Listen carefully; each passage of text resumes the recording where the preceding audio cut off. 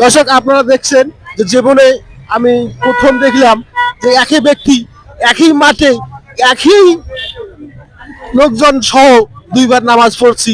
আপনারা জীবনে পড়ছেন কিনা আমার মনে হয় জানা নাই। তা আসলে বিষয়টা কি আমরা কিছুটা শুনবো। এদিকে আসলে দেখি এই জি ভাই বলেন।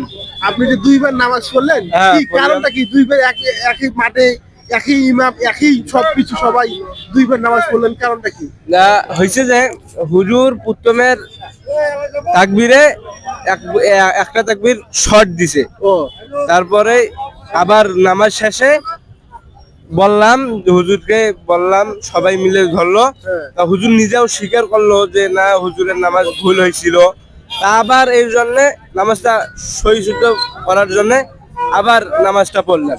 তা আসলে শেষে দেখেন আল্লাহ এমন একটা রহমত, নামাজ শেষে বৃষ্টি পেলাম। আসলে আমরা শুনলাম কি কারণে দুইবার নামাজ পড়া হয়েছে। ধন্যবাদ।